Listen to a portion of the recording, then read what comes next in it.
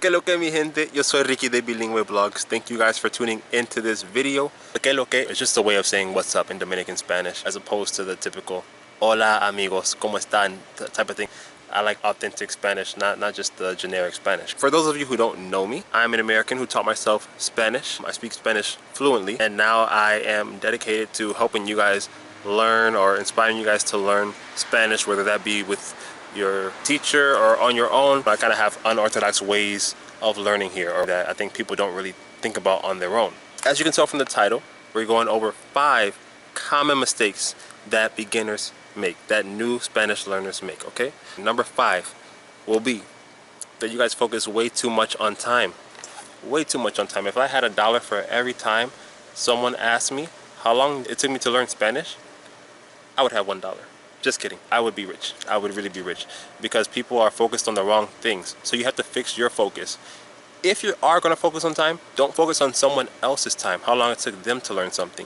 Focus on your own time. For example, in a week, I want to learn 40 regular AR verbs in the present tense. If you're going to use time, use it to set goals, not to gauge yourself or compare yourself to someone else and how long it took them to learn, because it really doesn't matter.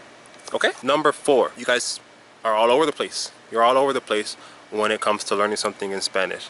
You need to have organization, you need to have structure. Where do you find this? There are plenty of ways to find it, whether it's a syllabus that you steal from somebody's college class, or find something online that kind of guides you through it, through a book or something. You know, there's a lot of things you can do to find structure, but you need structure, because I have people that are like really wanting to learn something that you learn at the end of Spanish, and they're just starting Spanish. So yeah, find structure, you need it. Number 3, new learners rely way too much on their teachers to teach them things. I mean, yes, your teacher will give you the tools to learn things, but I want you to come to class with questions, things that you've been researching on your own and that you want clarity on. If you're doing it to really learn, then you gotta really dive in, and you gotta take it upon yourself. So you gotta learn outside of class too, and put in the time, put in the effort outside of class. So don't rely too much on your teacher. I have somebody commented on my video the other day telling me that they were gonna quit studying Spanish if I don't put up subjunctive videos soon. Okay, that's your choice, but I think that's a mistake on your part, because why are you relying so much on me? Like, yes, I have a way of teaching that people like, but there are so many sources out there, so many resources out there to use that can teach you exactly what you're trying to learn.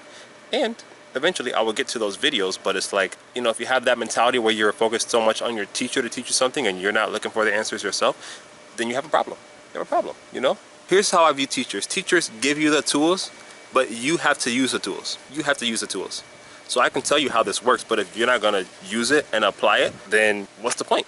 Number 2, this was almost number 1, but number 1 is a different thing. Number 2 is you doubt yourself. You doubt yourself way too much. New learners are like the biggest doubters when it comes to taking on something new. This is like in any area of life.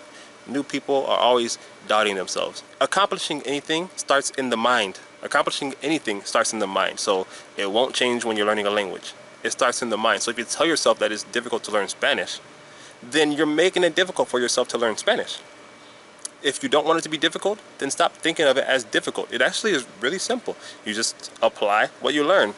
Like, especially with conjugation, all you're doing is taking one ending off and putting another ending on. It's not that hard. The part that I think people think is hard would be memorizing all those. But once you memorize them and you learn them, because memorization and learning are 2 different things, once you learn them, it's going to become second nature. So you have to really just be patient and put in that time so that you can see the progress. It's just like riding a bike. You're not good at first, you keep trying and you get better, and then you learn to ride with no hands. Like, it's all a process. Don't be afraid of the process, okay?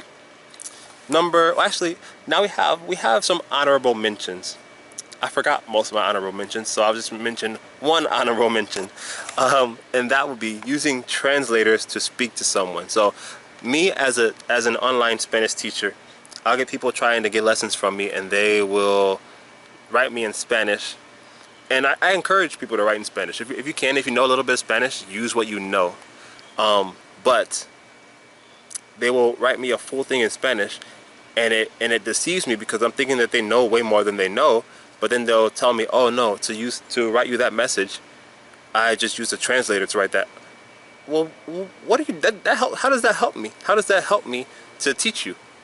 Be authentic, be true to who you are, and let me take you to that level, but don't try to use a translator to sound more elegant, you know? It was really funny when I found that out that people are doing this, and this is more than one person. So it's just like, you guys, you just don't use the translators, you know? Don't use the translators to talk to people. Number one would be, you guys don't have the right tools, meaning you don't have grammar books, you don't have vocabulary books, you don't take notes. I don't know how many times I've given Spanish classes online and I'm giving a lesson, but the person doesn't have anything to take notes on. What do you think this is? What kind of class do you think I'm teaching? Don't you take notes in your other classes? It's the same thing here, because once I'm gone, like I think I saw a study that said we remember 20% of what was said in a conversation. So with the other 70% that you didn't write down, now we're going to have to review that later in the next class, as opposed to moving ahead. So, you know, if you are planning to learn something, you got to get the books. You got to take notes. I know in school they have books for you, but that's not going to be enough, because once the school year is over, you have to return those books, unless you're in college and you bought the book. But you have to return those books for the most part if you're in high school or anything like that. So, you know, buy your own books, do your own drills. Don't get lazy over the summer, but keep practicing over the summer and getting better, so that way you can come and maybe you can skip a whole level of Spanish class because you studied so hard over the summer, you know?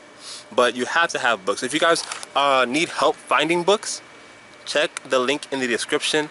I have books for you that I used myself, and I'm gonna provide the link for you guys. You can get these books on Amazon, so I made it super easy for you. Just click the links down below and just get yourself some books if you're serious about learning Spanish, if you really want to learn Spanish. If you're not a beginner, don't worry, I have videos coming for you too about mistakes that intermediate learners make and that advanced learners make. So stick around for those. Make sure to subscribe, like, comment, and share this video. Alright guys, que pasen un buen día. Nos fuimos.